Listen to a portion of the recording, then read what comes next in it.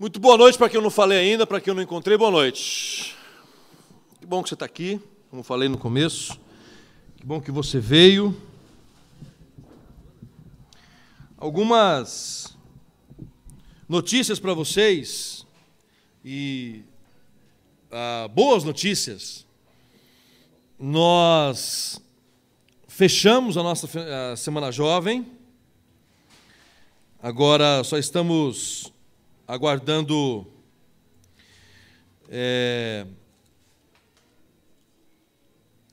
a divulgação da comunicação, mas isso a gente já está fechando para fazer um negócio bem bacana. Mas que vocês esperem e aguardem e anotem desde já na agenda de vocês. A gente tem falado já há alguns meses desses dias. Então, por favor, não marquem nada, não remarquem absolutamente nada nos dias 17 a 20 de julho. Esses são os dias da Semana Jovem. Vai acontecer aqui no café, vai acontecer ali no palco do café. E quais são os preletores e as bandas que estarão conosco nesses dias? Na quarta-feira estará com a gente o Zé Bruno, do Resgate, e a banda Vale tocando. Na quinta-feira estará conosco a Giovana Conte, que já esteve aqui no café pregando com a gente, a Giovana. E na quinta-feira, quem que é mesmo, Gueba? O Dani, né? O Dani Dissler vai estar com a gente na quinta-feira. Na sexta-feira, a Poli vai estar aqui com a gente cantando e tocando. E vai ser o Valdir Stoernagel. É um cara super bacana, joia para, assim, Valdirzão eu esqueci o nome da missão, cara. Eu esqueci o nome da missão que ele faz. Visão Mundial. Ele hoje é presidente da missão Visão Mundial. Ele faz parte da Fraternidade Latino-Americana de Teologia. É um cara cabeça, um cara top, vai estar aqui com a gente também na sexta-feira. No sábado, a banda Matizes vai estar encerrando com a gente. E Felipe dos Anjos, que é um dos pastores da IBAB, ele vai estar aqui com a gente, fechando a Semana Jovem. Então está imperdível, menos é mais, menos fake news e mais poesia, menos competição e mais cooperação, menos hostilidade e mais hospitalidade, e encerrando no sábado a temática mesmo, menos é mais. Então venha, tragam visitantes, tragam amigos, tragam parceiros, tragam casais, tragam, enfim, tragam. Vamos encher esse café, gente bacana. E os parceiros sempre, né, conosco aqui, o Virá, o Marcelo Bittencourt, enfim, toda essa rapaziada vai estar aqui com a gente na nossa Semana Jovem. Então marque aí na tua agenda, não fique de fora disso. A Semana Jovem do ano passado foi super bacana. Aliás, as Semanas Jovens têm sido muito, muito legais, muito bacanas. Então, por favor, anote aí, 17 a 20 de julho.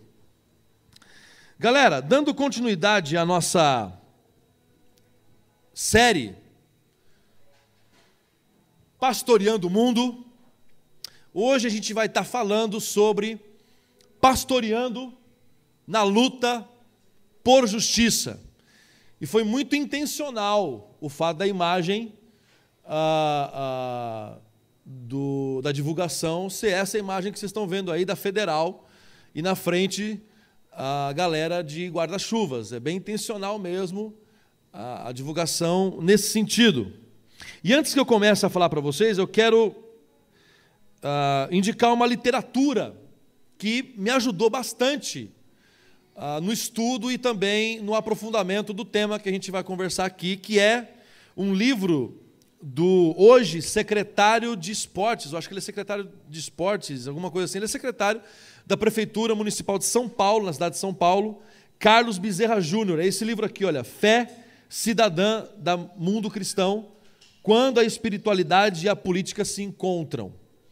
Esse livro você acha em qualquer livraria, na livraria aqui embaixo, lá na Luz e Vida, enfim, você vai encontrar esse livro. É um livro curtinho, de fácil leitura, pegando tudo, bibliografia, tudo, dá 140 páginas. Então é um livro que dá numa semana, se você lê legal, em uma semaninha ou 2 semanas você mata esse livro. É um livro muito legal, um livro bacana para você adquirir. Um outro livro que não é um livro, digamos, cristão, mas é um livro bacana para quem quer entender essa questão de justiça, é um livro chamado Justiça, do Michael Sandel. Ele é de Harvard e tudo mais, é um cara que tem ele compilou, na verdade, o curso dele, que ele fala sobre justiça, e um livro que é um livro um tanto quanto salgadinho, deve estar girando em torno de 50 a 60 reais esse livro. Mas é um livro que, se você quiser se aprofundar na temática da justiça, é um livro bacana também. Tem um outro livro que eu quero também sugerir para que você leia, se você quiser também, chama-se Justiça Generosa. Esse livro é do pastor chamado Timothy Keller, ou Tim Keller. Ele esteve no Brasil, inclusive, no Brasil, ele esteve lá em São Paulo e no Rio de Janeiro, em algumas semanas atrás. A Priscila, inclusive, esteve lá no Rio de Janeiro com o Tim Keller nessa oportunidade.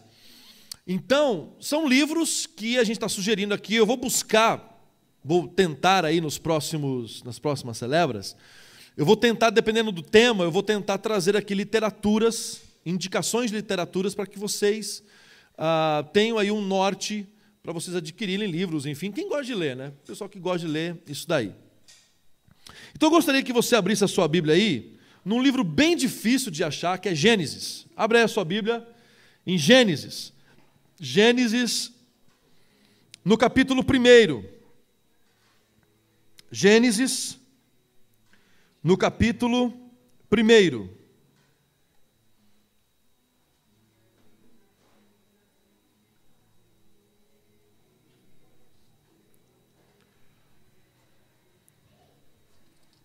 Eu quero ler com vocês a partir do verso número 26. Mas a gente vai abordar muita coisa nesses capítulos aqui. Nós vamos passear tanto no capítulo 1, quanto no capítulo 2 e no capítulo 3. A gente vai fazer uma viagem de Gênesis aí. Verso 26 diz assim: Então Deus disse: façamos o ser humano à nossa imagem, ele será semelhante a nós. Dominará sobre os peixes do mar, sobre as aves do céu, sobre os animais domésticos, sobre todos os animais selvagens da terra e sobre os animais que rastejam pelo chão. Assim Deus criou os seres humanos à sua própria imagem, a imagem de Deus os criou, homem e mulher os criou. Então Deus os abençoou e disse: sejam férteis e multipliquem-se, encham e governem a terra. Dominem sobre os peixes do mar, sobre as aves do céu, sobre todos os animais que rastejam pelo chão. Então Deus disse: vejam, eu lhes dou todas as plantas com sementes em toda a terra, e todas as árvores frutíferas para que lhes sirvam de alimento. E dou todas as plantas verdes como alimento a todos os seres vivos, aos animais selvagens, às aves do céu e aos animais que rastejam pelo chão. E assim aconteceu. Então Deus olhou para tudo o que havia feito, e viu que era muito bom. A noite passou, veio a manhã, encerrando o 6º dia. E aí, no comecinho do capítulo 2, você tem o relato do sábado, em que Deus olhou para toda a criação, ele contemplou, viu que o negócio era muito bom e descansou, e santificou, ele abençoou e declarou que aquele dia, o 7º dia, era o dia santo. O que a criação tem a ver com pastorear na luta por justiça? Eu queria antes, eu trouxe o livro não só para indicá-los, mas eu tenho um capítulo aqui desse livro muito interessante, chamado Justiça Social e Direitos Humanos, no livro do Bezerra. E ele traz aqui um dado alarmante. Eu gostaria de ler o que ele escreve aqui no livro. Segundo o relatório feito pela Anistia Internacional, intitulado Ataques Letais mais evitáveis, assassinatos e desaparecimentos forçados daqueles que defendem os direitos humanos, realizado entre janeiro e agosto de 2017, 58 defensores dos direitos humanos foram mortos em nosso país. 58 entre janeiro e agosto. Em 2016 foram mortos 66 ativistas. Segundo o levantamento, esses números põem o Brasil como um dos mais perigosos países do mundo para defensores dos direitos humanos. Brasil, Colômbia, Filipinas, Índia e Honduras aparecem no topo da lista.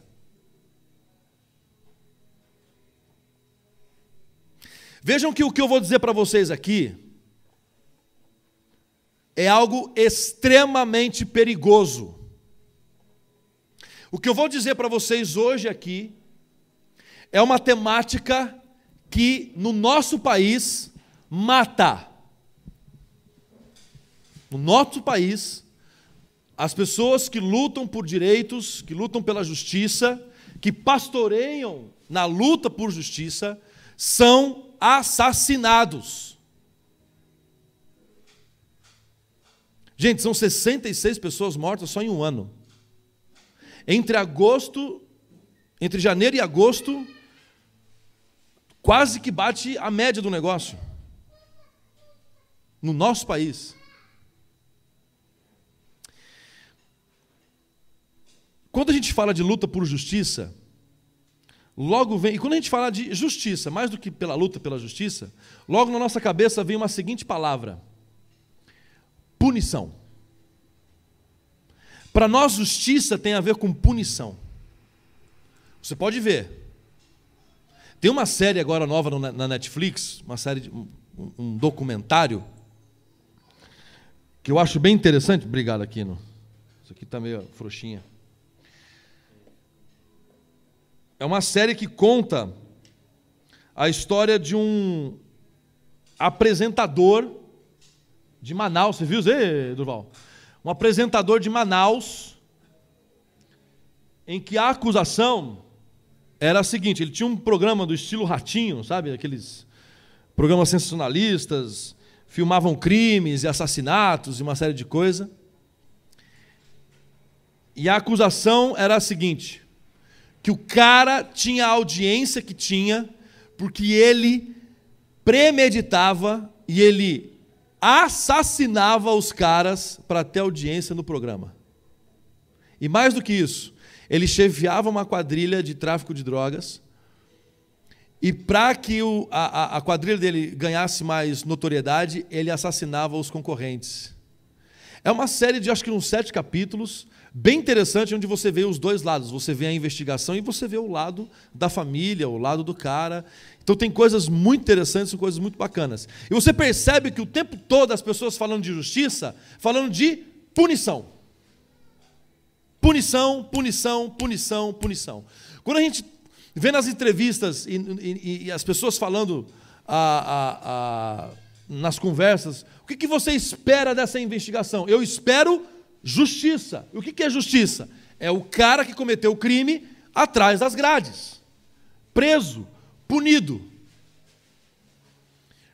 Na cultura pop, você tem um personagem, na Marvel você tem um personagem que, inclusive, ele é celebrado hoje na nossa sociedade brasileira, porém, eu escrevi um texto sobre isso.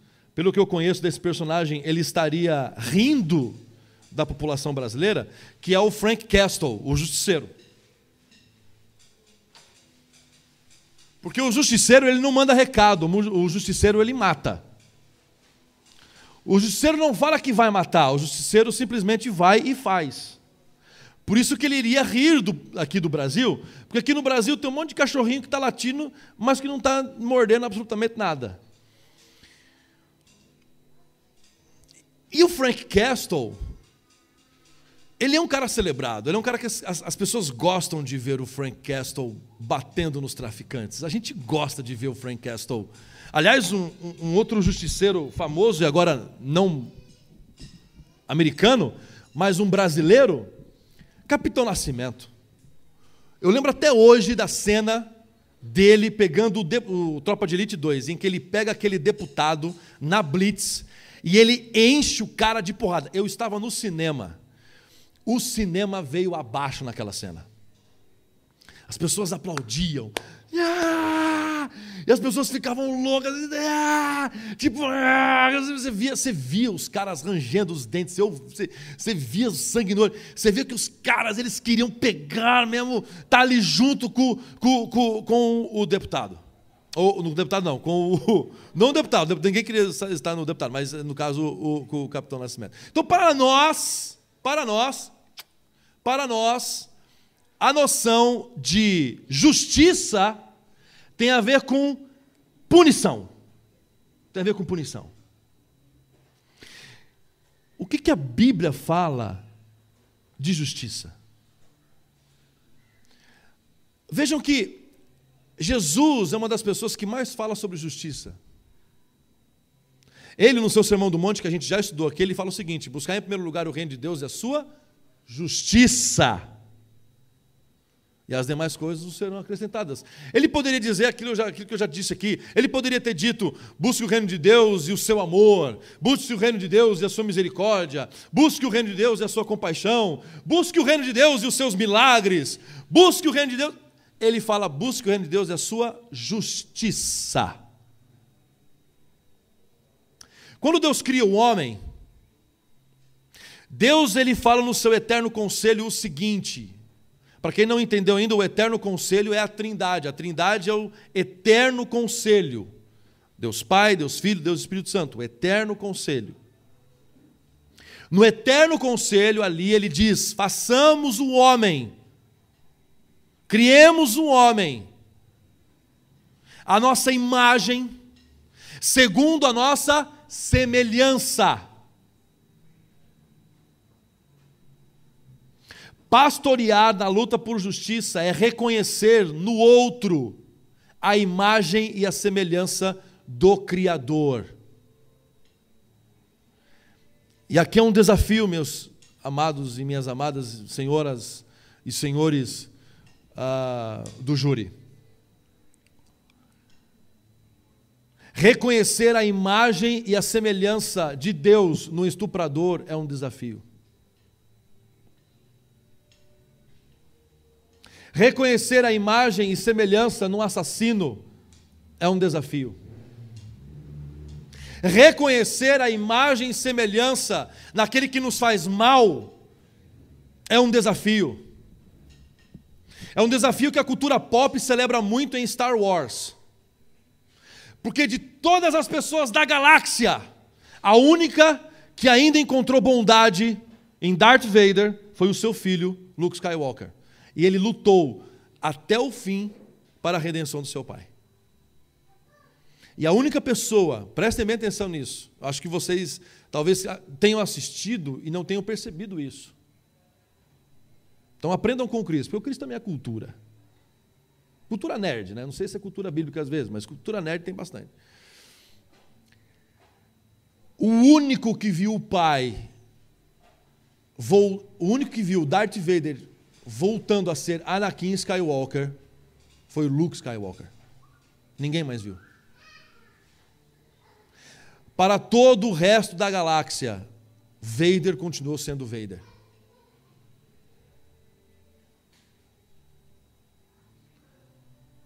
Possivelmente o Luke deve ter espalhado. Não, gente, fica calmo. Se converteu lá na hora da morte, entende aquelas coisas? Não, se converteu. Não, mas o único que viu, o único que pode provar, o único que pôde provar disso, com seus olhos e todos os outros sentidos, foi o seu filho. Então, lutar por justiça é uma questão de reconhecer no próximo, reconhecer no outro, a imagem e semelhança do Criador. E eu vou além. É reconhecer não só no outro, é reconhecer em você. Que você foi feito à imagem e semelhança de Deus.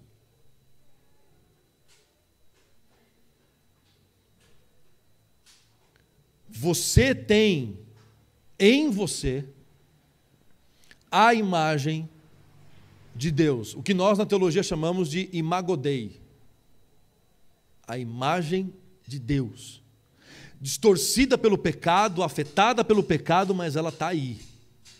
Vou dar um exemplo. A capacidade que você tem de amar não vem de você, veio da imagem de Deus. A capacidade de você assimilar conhecimentos, as habilidades que você tem, alguns aqui com habilidades mais criativas, artísticas, outros mais para as exatas, outros para biológicas. Isso significa o quê? Significa que a imagem de Deus, aquele que é a ciência encarnada, está em você. A capacidade de você, o engenheiro, pensar na segurança da vida humana e de não fazer aí qualquer tipo de construção, o médico na cirurgia, o padeiro ao fazer o pão, ou seja, as habilidades com quem trabalha com contábeis. Isso significa que nele há a imagem e a semelhança de Deus. Por quê? Porque Deus, ele valoriza a vida. Todas as ações que valorizam a vida são ações que lutam por justiça, pelo estabelecimento da justiça.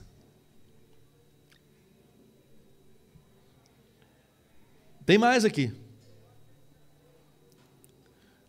Deus põe o homem no jardim. Isso significa que na minha luta, no meu pastoreio, no seu pastoreio, na luta por justiça, você tem responsabilidades com o próximo, você tem responsabilidades com aquilo que você está fazendo, você tem responsabilidades com a criação, você tem responsabilidades com o conhecimento, você tem responsabilidades com a história.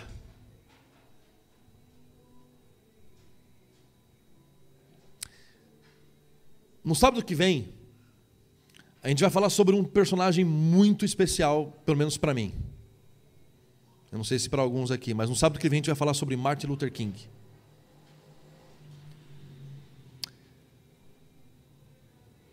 E tem um filme, não sei se você já assistiu, se você não assistiu ainda, eu convido que você assista. Tem um filme chamado Selma,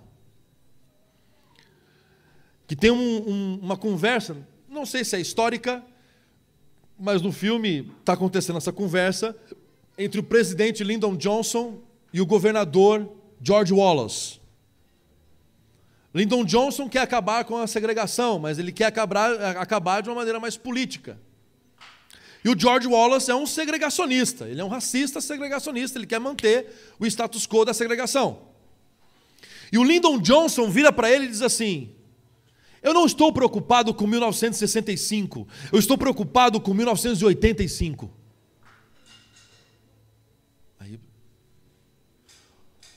Em 1985 você não vai estar vivo, eu não vou estar vivo. E eu quero saber o seguinte: de que lado da história as pessoas vão nos colocar? De que lado você vai estar na história, George?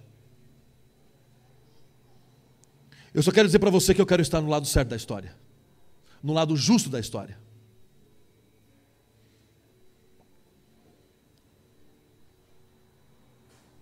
Por isso que quando Deus coloca o homem no jardim, Deus dá a ele uma responsabilidade histórica, de cuidado, de aprendizado, de troca.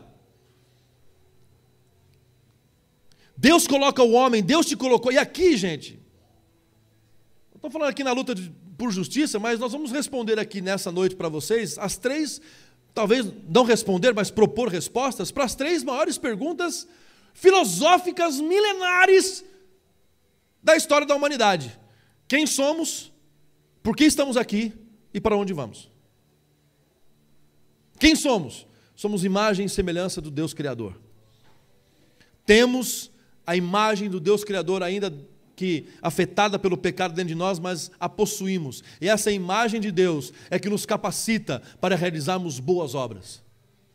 As más obras são nossas mesmas. Nós é que fazemos.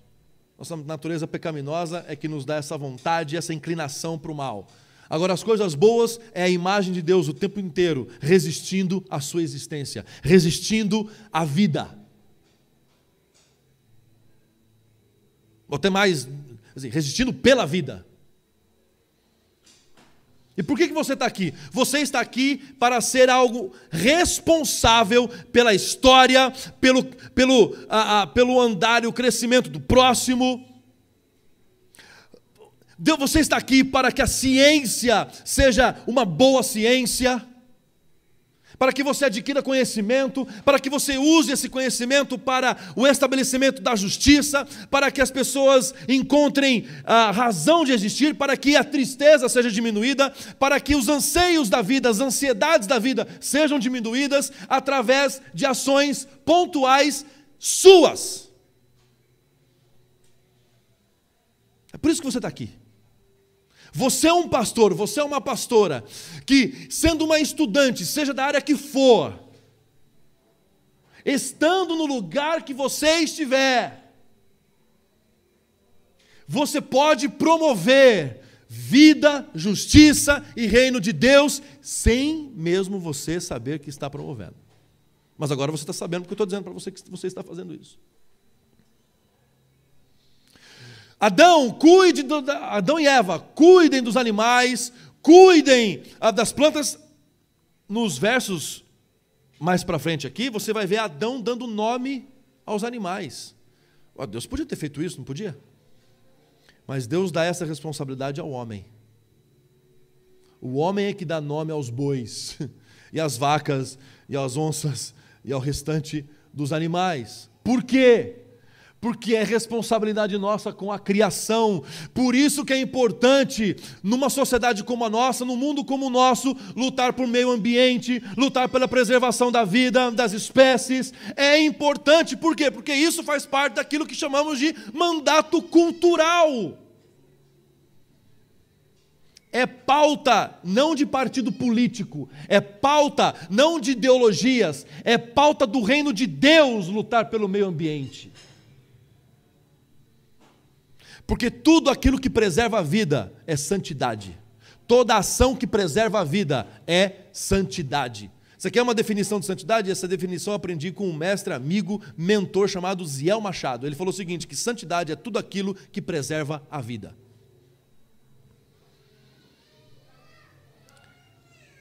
O seu curso na universidade, a sua música, a sua arte, a sua engenharia, ela precisa preservar a vida. E se ela está preservando a vida, a sua engenharia, a sua arte, o seu conhecimento, a sua prática é santa.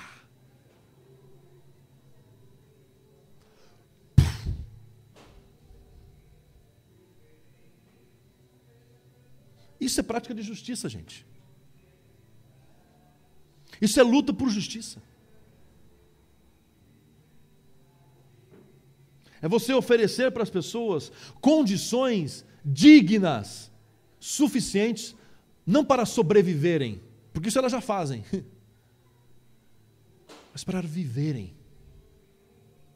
Por isso, se alguém aqui, nessa noite, tem vocação para a vida pública, saiba que se Deus está chamando você para a vida pública, saiba que o teu chamado é para que isso aconteça, para que as pessoas, através do seu mandato, tenham qualidades e oportunidades de vida, para que elas não sobrevivam, mas para que elas vivam, para que elas experimentem o melhor desta terra. É o que a Bíblia fala que os filhos de Deus experimentariam, não só para si, mas para os outros.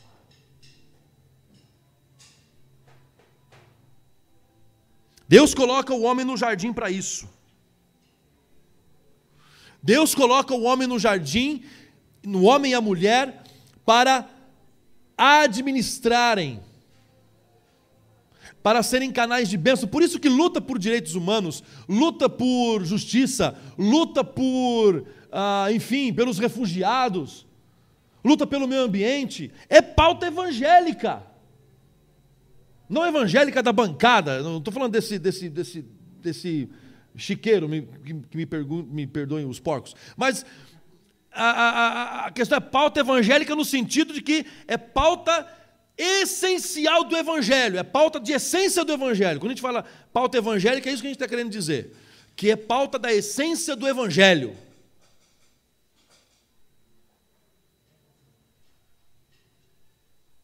Deus está te chamando para isso. Deus não quer que você seja alguém no seu trabalho simplesmente para ganhar dinheiro e pagar as contas. Gente, uma vida assim adoece. Por isso nós estamos tendo uma pancada de jovens aí adoecidos, uma pancada de jovens aí entristecidos, uma pancada de jovens tomando psicotrópicos. Eu tomo de vez em quando, a minha esposa daqui, ela sabe disso. Mas gente que está o tempo inteiro movido a isso. Não tem, mas a gente que está movida a isso. Por quê? Porque ela se viu presa numa engrenagem. Que engrenagem é essa? Eu preciso acordar cedo para ganhar dinheiro, para pagar a conta, e eu durmo porque eu estou cansado. Por que eu estou cansado? Porque eu estou correndo atrás de dinheiro para pagar minhas contas. Que vida doente é essa? Aí não consegue casar, não quer casar, porque não quer casar? Porque não tem tempo, não tem dinheiro para casar. Aí não tem dinheiro para casar, o que faz? Não faz. Porque a vida inteira está girando em torno do quê? Do dinheiro. Está girando em torno do sucesso. Está girando em torno do topo. Que topo é esse?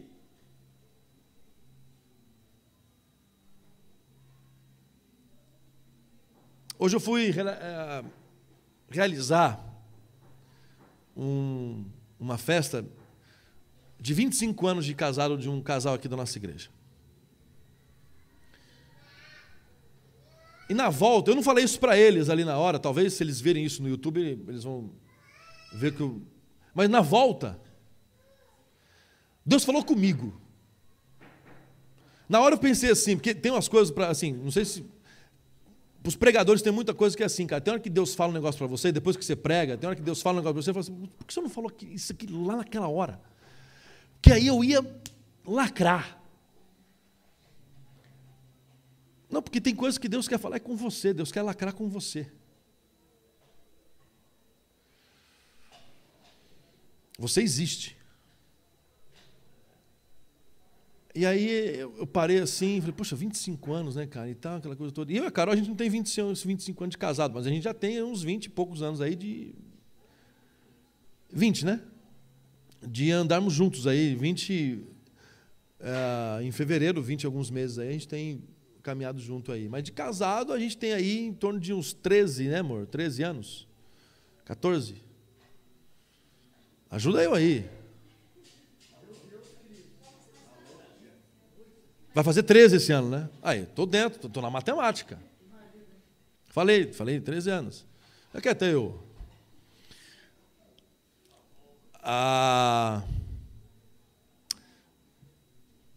Deus falou assim para mim. Olha para trás.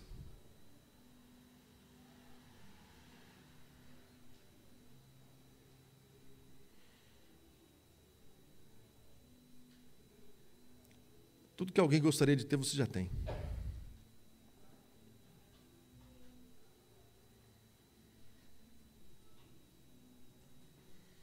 Todas as realizações de vida,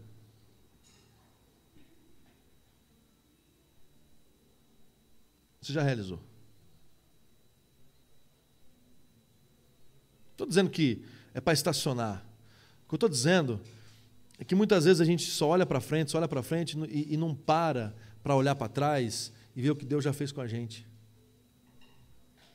E ver onde a gente já chegou. E perceber o quanto a gente já cresceu, o quanto a gente já se desenvolveu, o quanto a gente está melhor.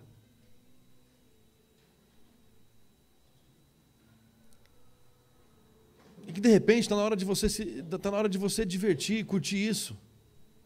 Porque a gente fica o tempo todo buscando, sabe, o topo? Fica buscando o alvo, fica buscando aquele alvo, aquela situação de sucesso. A gente fica buscando o sucesso que a gente não consegue curtir aquilo que a gente já é. Aquilo que a gente já conquistou, aquilo que a gente já tem, a gente não consegue. Por quê? Porque a gente quer aquilo. E aquilo, deixa eu falar uma coisa bem sincera para vocês. Aquilo, para você que vive atrás disso, é tipo correr atrás do arco-íris. Você já correu atrás do arco-íris? Pra você chegar mais perto? Já fez isso? Por favor, alguém diga que já, para eu não ser o único louco aqui nesse lugar. Ninguém fez isso? Ninguém teve infância, então. Você já fez, meu amor? Por isso casou comigo. Eu estava num sítio, meu tio tem uns sítios lá na perto de Rancharia, agora ele tem um sítio no Acre, é importante isso. Mas não, eu não fui no Acre. Eu lembro que a gente estava andando a cavalo, eu estava andando a cavalo, e eu vi o arco-íris assim, eu falei assim... Eu tinha essa coisa assim, na pré-adolescência, você ouvia aquelas coisas assim, ninguém chegou em tal lugar, aquilo para mim era um desafio. Como assim ninguém? Então eu vou ser o primeiro. Eu peguei o cavalo, gente, e comecei. Comecei a correr, comecei a galopar. Aí pá, cerca. Abre a cerca, não sei o que, tal, fecha a cerca.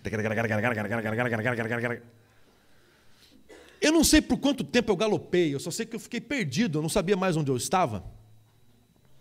Tanto que meu tio teve que ir atrás de mim, uma série de outras coisas. Invadi terra alheia, eu estava na terra de um outro cara, já estava em outro sítio. Mas porque eu queria correr atrás do arco-íris. Esse sucesso que você quer é correr atrás do arco-íris. Você já é uma pessoa de sucesso, você já é um cara, uma menina de sucesso, porque você já está vivendo, já está cumprindo. Ou se não, desde já, descubra e viva a partir de hoje a vocação de Deus na tua vida. A partir de hoje. Saiba o que você já faz, já é para Deus sucesso. Tem um livro do Antônio Carlos Costa que eu gostaria que você lesse, se você tiver, para você comprar, para você ler. Eu te empresto, assim, diante de algumas condições. Mas o sucesso segundo Deus. Porque é um livro autografado, então assim, é um livro, né?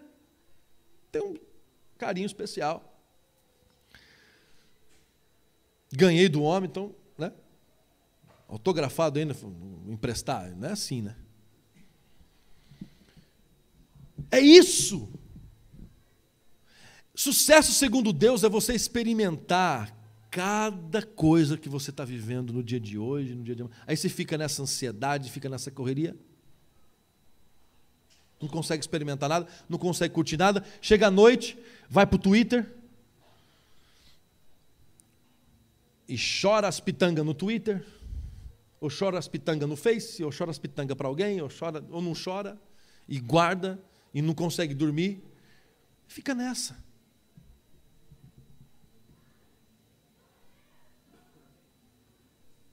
Praticar a justiça também é fazer o que esse pessoal fez.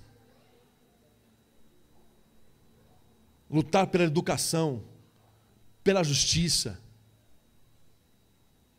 As manifestações em 2013, as mulheres indo às ruas pela história, através dos seus direitos, as feministas,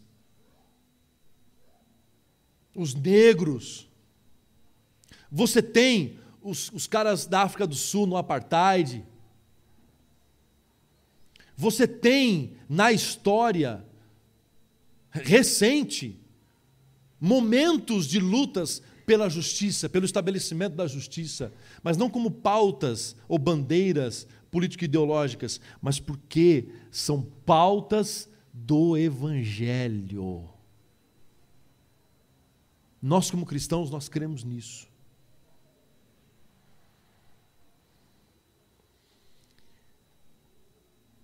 No capítulo 2, tem um momento em que Deus fala no seu eterno conselho: não é bom que o homem esteja só.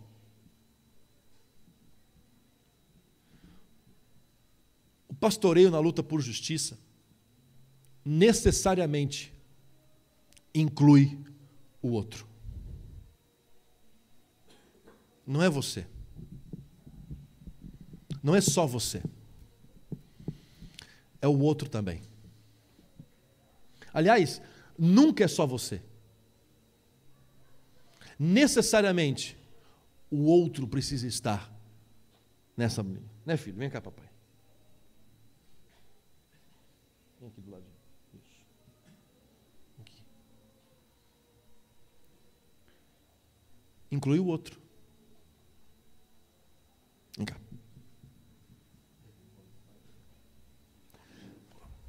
Então não tem essa coisa de andar sozinho, eu corro atrás dos meus sonhos. Gente, não se estabelece justiça andando sozinho, não se estabelece justiça, não se pastoreia na luta por justiça sozinho. Enquanto que na justiça humana a gente vai atrás, e agora eu vou encerrar. Qual que é a força motora do pastoreio na luta por justiça? Não é a punição, é o amor. Porque nós cristãos, nós já entendemos que a punição aconteceu. E aconteceu na vida de quem? Na vida do próprio Deus encarnado, há 2000 anos atrás, onde Ele levou sobre si todas as nossas dores, todas as nossas iniquidades. Pelas suas pisaduras nós somos sarados, Isaías 53, se não me falha a memória. Por isso que nós cristãos entendemos que muitas vezes o sistema carcerário é um sistema falido.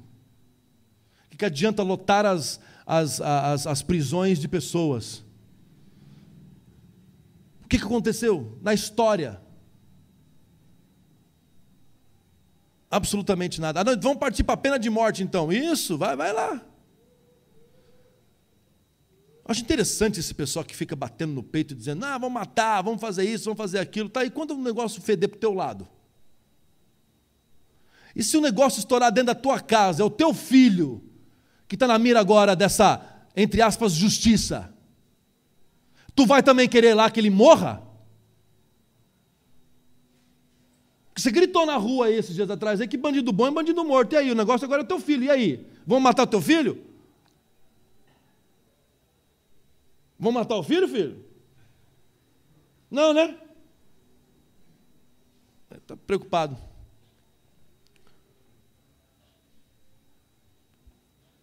A motivação que em Jesus nós entendemos que a justiça de Deus em Jesus é uma justiça encarnada. É uma justiça que a dor do outro dói em você antes de doer no outro. Isso é chamado, gente. É por isso que os cristãos estão na terra. Não para julgarem. Os cristãos não estão na terra para, desculpem a expressão aqui, cagarem regra. Não é. Não é para os cristãos ficar dizendo quem tem que abortar ou deixou de abortar. Não é para os cristãos dizerem quem tem que fazer isso ou fazer aquilo. Não é papel dos cristãos dizerem quem tem que morrer ou quem tem que viver. Não é papel do cristão fazer isso. Papel do cristão é pastorear o mundo. É acolher, é trazer sobre si as dores e proclamar ao mundo que Jesus levou sobre si as dores do mundo. Que ninguém mais precisa levar dor nenhuma, ninguém mais precisa levar culpa de nada, ninguém mais precisa ser julgado, porque Cristo foi julgado por nós. Essa é a boa notícia do Evangelho. Aí fica esses cristãos aí de meia tigela, fazendo um monte de besteira e manchando o nome de Jesus. Né, filho?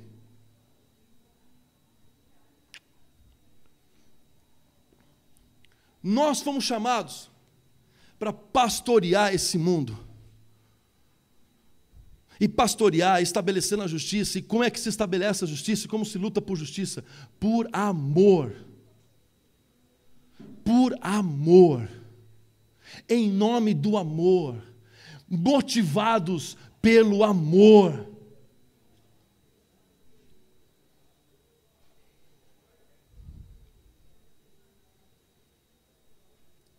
Porque é assim que acontece, gente.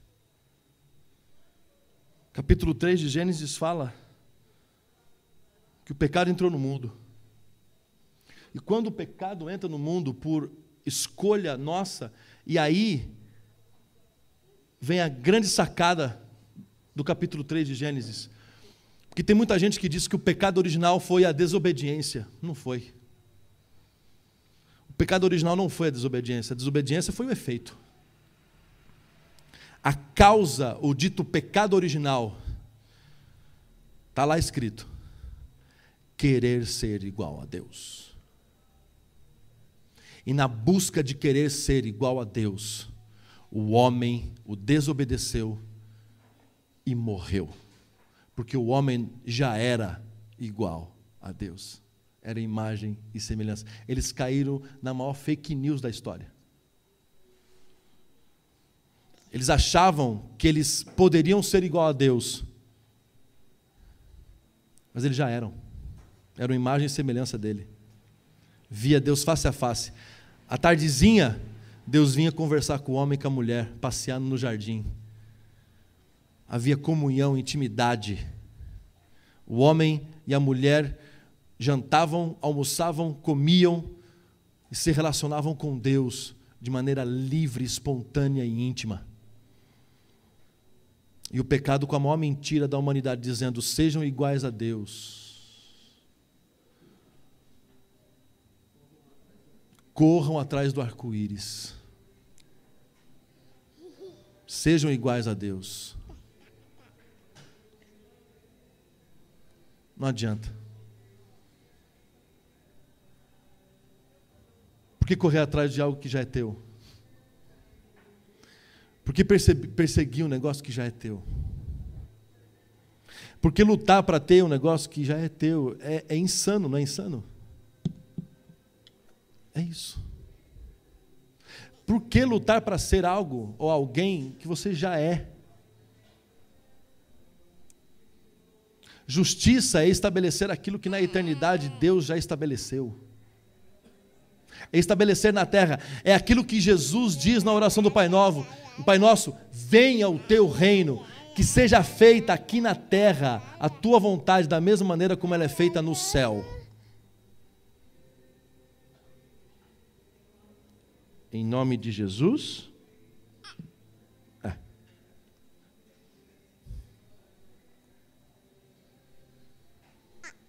E sabe quem são os agentes, os pastores, os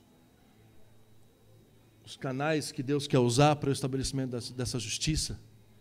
Somos eu e você. E que Deus nos dê graça. E que Deus nos dê da sua unção. Que Deus nos dê do seu Espírito para abrirmos os olhos e percebermos que não precisamos ser absolutamente mais nada a não ser aquilo que já somos. Que você não precisa ter o que não precisa. Que você não precisa ser o que não precisa. Que Deus assim te abençoe. Que Deus assim te fortaleça. Que Deus assim te leve por um caminho sem volta, viu, gente? Deixa eu falar uma coisa para vocês, é um caminho sem volta. Entrou nesse caminho aqui, ó, nesse pastoreio aí, tem volta não. E aquele que olha para trás, diz as Escrituras, não é digno do Senhor. É árduo, tem hora que a gente pensa em desistir. Eu já pensei em desistir, muitas vezes. Mas insista, porque esse é o caminho do discípulo. Que Deus te abençoe em nome de Jesus. Amém. Vamos orar? Se você puder ficar em pé no seu lugar, eu quero orar por você. Filho, vai lá com a mamãe.